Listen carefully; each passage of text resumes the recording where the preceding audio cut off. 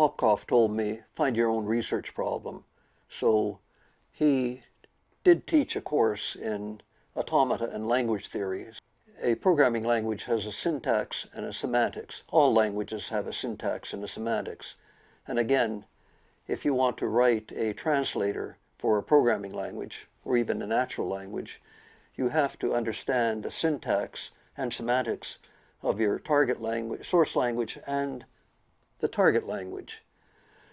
Specifying the syntax of programming languages was done with some type of grammatical construction at the time, and the primary grammatical constructs that were being used were context-free grammars, and in the programming language, context-free grammars were called BNF, Backus-Naur form.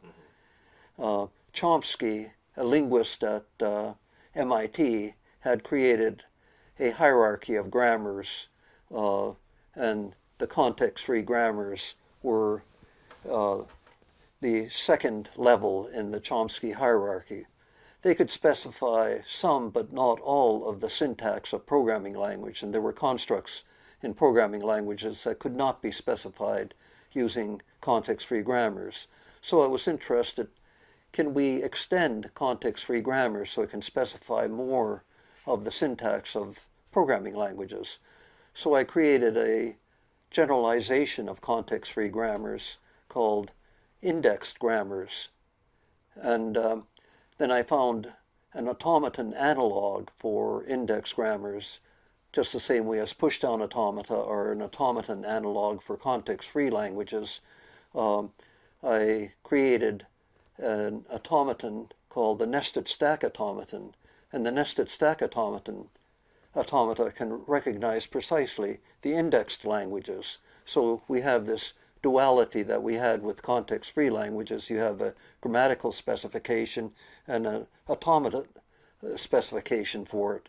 They have closure properties and decidability properties that are similar to those of context-free languages, which makes them useful for more practical applications, although they aren't widely used for programming language specification. They've been used for some biological specifications by some people. And they also formed the first level in this hierarchy of languages between the context-free languages and the linear bounded automaton languages, the context-sensitive languages. This then became my Ph.D. thesis.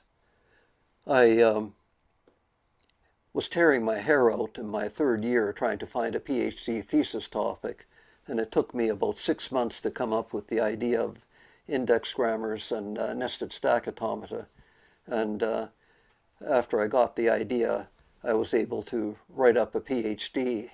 thesis out of them within another 6 months. So I escaped from Princeton in 3 years and 3 months, roughly.